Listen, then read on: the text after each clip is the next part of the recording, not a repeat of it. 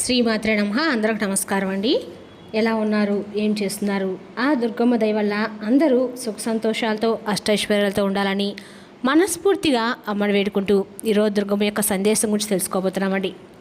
మరి అంతకన్నా ముందుగా మీరు ఎవరైనా మన ఛానల్ కొత్తగా చూసినట్టయితే లైక్ చేసి సబ్స్క్రైబ్ చేసుకోండి. మరి పక్కనే ఉంటే గంట సింబల్ యాక్టివేట్ చేసుకోవడం ద్వారా మేము పెట్టే ప్రతి వీడియో కూడా మీకు నోటిఫికేషన్ ద్వారా వస్తుంది. ఇప్పుడు ఈరోజు దుర్గమ్మ మనకు పంపే సందేశం ఏమిటంటే అండి, బిడ్డ, రేపటి రోజున అనగా ఏప్రిల్ 14వ తేదీన మంగళవారం రోజున నీ కన్నీటికి చివరగా నేను ఇచ్చేటువంటి ఒక ముగింపుగా భావించి నేను చెప్పే మాటల్ని జాగ్రత్తగా ఆలకించు అని అంటున్నారండి. మరి ఈ రోజున దుర్గమ్మ సందేశం వెనుకున్నటువంటి పరమార్థం ఏమిటో తప్పకుండా తెలుసుకుందాము. మరి అంతకన్నా ముందుగా ప్రతి ఒక్కరు కూడా ఏ సమస్యలు ఉంటాయండి. సమస్యలు ఎవరంటే ఉండరు కదా, అంటే ఆ సమస్యల కోసం పరిష్కారం కోసం ఎక్కడెక్కడికో వెళ్ళి జ్యోతిష్యం చెప్పించుకోండి రాసింది ఉంటాం. అయితే ఒకసారి మన గురుగారిని కాంటాక్ట్ అవ్వండి. శ్రీ వారాహిదేవి జ్యోతిష్యాలయం అండి. మన గురుపై వచ్చి శివగారు. మీరు సంప్రదించిన ఫోన్ నెంబర్ 9099835894. చాలా నమ్మకమైన గురుగారు. మన గురుగారు అఘోర తాంత్రికతో స్త్రీ పురుష వశీకరణం 100% చేస్తారు. మీరు కోరుకున్న స్త్రీ కావాలనుకుంటున్నారా? మీరు కోరుకున్న పురుషుడు కావాలనుకుంటున్నారా? అయితే ఒకసారి మన గురుగారు సంప్రదించండి. దూర ప్రాంతం ఉన్న వారు కూడా ఫోన్ కాల్ ద్వారా ప్రతి ఒక్క సమస్యకి ఖచ్చితమైన పరిష్కారం చెప్తారండి. ఈ గురుగారి ద్వారా చాలామంది లబ్ధి పొందారు. మేము కూడా మాకున్న సమస్యల్ని ఈ గురుగారి ద్వారానే పరిష్కరించుకున్నాము. మీరు కూడా నమ్మకంతో ఒకసారి ప్రయత్నించండి. 100% ప్రతి ఒక్క సమస్యకి వితిన్ డేస్లో పరిష్కారం కలదండి. ఒక్కసారి నమ్మకంతో ప్రయత్నించండి. ఇప్పుడు దుర్గమ్మ మనకు పంపే సందేశం గురించి తెలుసుకుందామండి. ఈరోజు దుర్గమ్మ పంపిన సందేశంలో ఉన్నటువంటి పరమార్థం ఏమిటో, ఈరోజు నీ యొక్క నన్ను వెనుక ఎంత బాధ ఉందనేది కేవలము నాకు మాత్రమే తెలుసు.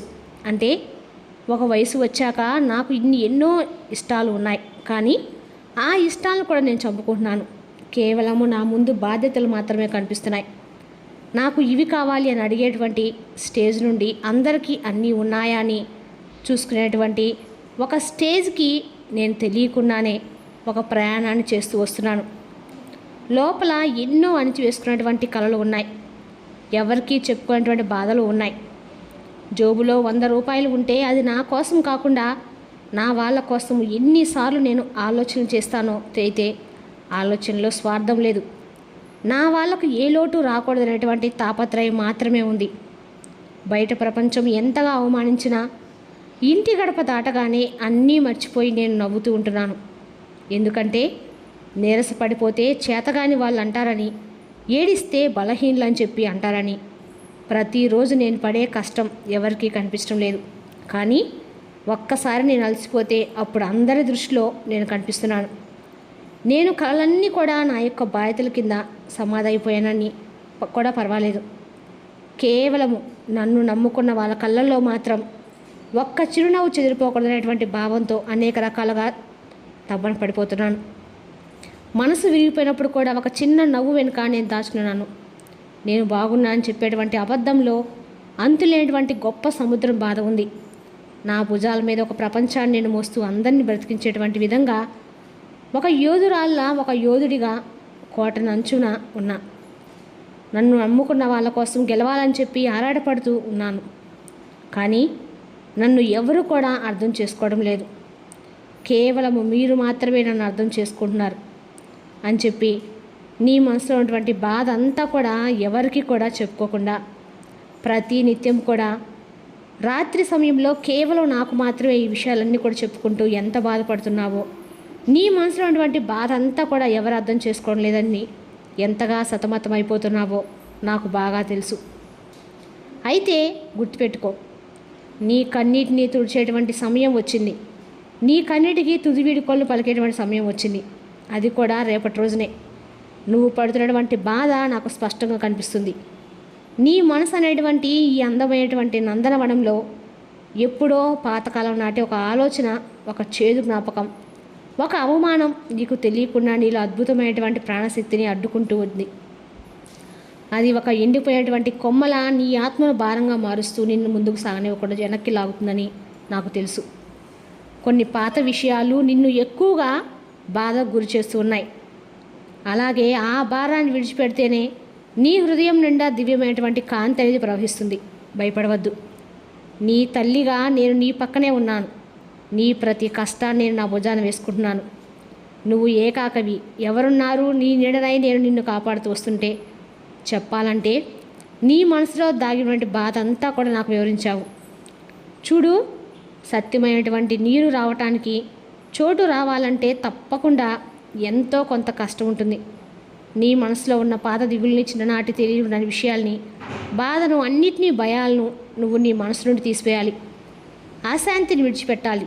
మరుక్షణమే నీ మనసులోకి కొత్త ఉత్సాహం, సరికొత్త అవకాశాలు, ఆగిపోయిన పనులు అన్నీ నడుచుకుంటూ వస్తాయి. నేను ఏది చెప్పినా నీ మంచికని నువ్వు అనుక్షణం నమ్ముతున్నావు కదా. మరి చిన్న మార్పును కూడా నీ జీవితంలోకి సానుకూలంగా ఆహ్వానించడానికి సిద్ధంగా ఉండు. నీ ఇల్లు వెలుగులతో నిండిపోయేలా చేస్తాను. నీ మనసు అంతులేని శాంతిని పొందేలా చేస్తాను. ఇది నేను నీకు ఇస్తున్నటువంటి వాగ్దానం.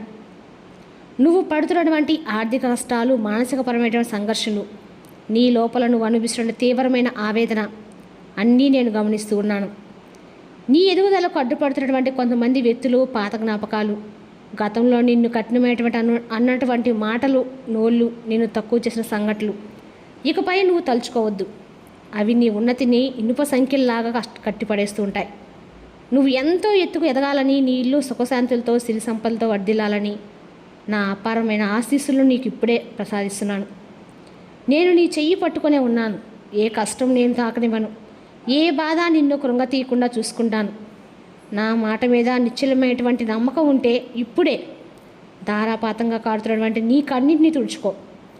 చూడు, మన పురాణాల్లో, వేదాల్లో ఒక గొప్ప మాట ఉంది. మనసు ఎక్కడ నిర్మలంగా, కల్మషం లేకుండా ఉంటుందో అక్కడ దైవత్వం సాక్షాత్కరిస్తుంది అని. మరి నీ మనసును పాత బాధల నుండి, ప్రస్తుత బాధల నుండి, అనవసరమైన భయాల నుండి, రేపటి గురించి ఉన్న ఆందోళన నుండి మొత్తం కూడా తొలగించుకొని శుద్ధి చేసుకో. అప్పుడు నీ ఇంటి గడప నుండి ప్రత్యక్షమైనటువంటి ఒక దైవత్వం అనేది నీకు వచ్చేలా చేస్తాను. నా స్పర్శను నువ్వు పొందేలా చేస్తాను. నీ జీవితాన్ని పవిత్రమైన, ఆనందమైనటువంటి ప్రయాణంగా మార్చుకునేది నువ్వే. అది నీ చేతుల్లోనే ఉంటుంది. నా కన్న బిడ్డవు, నీకు ఏ లోటు రానివ్వను. నీ కడుపు నిండా అన్నం, మనసు నిండా శాంతి ఉంటేనే కదా నేను కూడా చిరునవ్వులు చిందించేది. చూడు, నా మీద ఉన్నటువంటి అంచనమైనటువంటి నమ్మకమే నీకు ప్రపంచంలో అతిపెద్ద రక్షణ కవచం. నీ మనసులో పేరుపోయేటువంటి ప్రతికూల ఆలోచనలను ముందుగా తరిమికొట్టు. అనవసర భయాన్ని నా పాదాల దగ్గర విడిచిపెట్టు. అవి నీ ఆరోగ్యానికి, నీ మనసుకు అస్తక్షేమం కాదు. నువ్వు ఎంతగా పాత విషయాలను, ప్రస్తుత బాధలు విడిచిపెడతావో అంతగా నీలో దైవత్వం మేల్కొంటుంది. నీ ఇంటి వాతావరణం కూడా ఎంతో పవిత్రంగా, ధూపదీప నైవేద్యాలతో నిండినటువంటి కోవెల్లా మారుతుంది. నువ్వు అనుక్షణం నా నామాన్ని స్మరిస్తూ ఉంటే నీ చుట్టూ ఉన్న కష్టాల మేఘాలన్నీ నా నామస్మరణతో మంచులా కరిపేలా చేస్తాను. చూడు, ఒక తల్లి తన బిడ్డకు ముళ్ళు గుచ్చుకుంటే ఎంతగా తల్లడిల్లిపోతారో, నీ మనసు బాధపడుతుంటే నేను కూడా అంతకంటే ఎక్కువగా బాధపడతాను. అది నీకు కనిపించదు. అందుకే నీ మేలు కోరి నీ భవిష్యత్తు బాగుండాలని చెప్తున్నాను. అశాంతికి కారణమైనటువంటి విషయాలపై దృష్టి సారించవద్దు.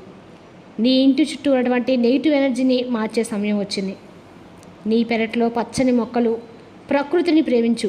పక్షులకి నీరు పెట్టు. పచ్చదనమే నీకు ప్రాణవాయువుగా ఇస్తుంది. నీ మనసును ప్రశాంతపరుస్తుంది.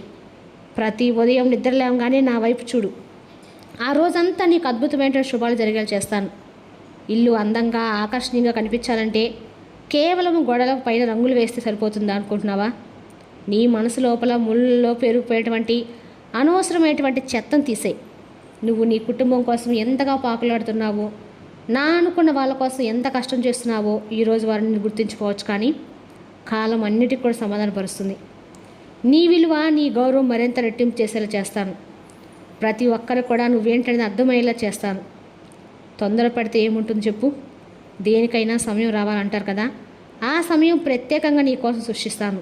నీ కోసమే కాకుండా నీ ఎదుగుదలకు, నీ ఆర్థిక అభివృద్ధికి అన్ని విధాలుగా కూడా మంచి భాగ్యాన్ని తోడయ్యేలా చేస్తాను అని ఈరోజు దుర్గమ్మ ఈ సందేశం ద్వారా పంపారండి. రేపు మరో చక్కటి సందేశంతో మళ్ళీ కలుద్దాం. స్వస్తి.